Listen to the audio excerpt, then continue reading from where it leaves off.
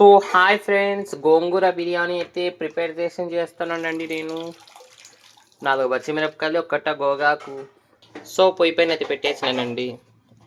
So friends, chicken అయితే first marinate చేసుకోవాలండి. కారం, పసుపు, ఉప్పు,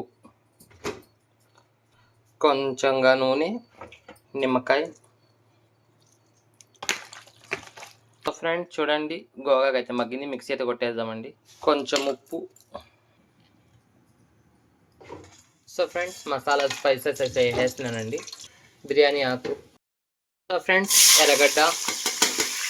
సో ఫ్రెండ్స్, అల్లం తెల్లగడ్డ పేస్ట్.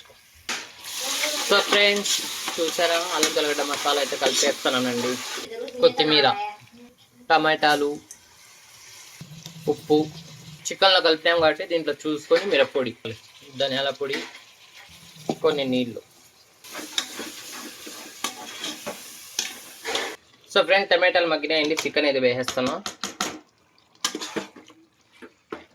సో ఫ్రెండ్స్, చికెన్ మగ్గిందండి. గోంగూర అయితే వేసేస్తాను. సో ఫ్రెండ్స్, కలిపేసుకుందాం. సో ఫ్రెండ్స్, చికెన్ అయితే ఉడికేసిందండి. ఎసురు అయితే పోస్తున్నా. ఒకసారి అయితే మా ఊళ్ళో రెస్టారెంట్లో నేనైతే తెప్పించినానండి గోంగూర బిర్యానీ జొమాటో నుంచి. ఏంగా బాగలేదండి. అదే లాస్ట్, అదే ఫస్ట్.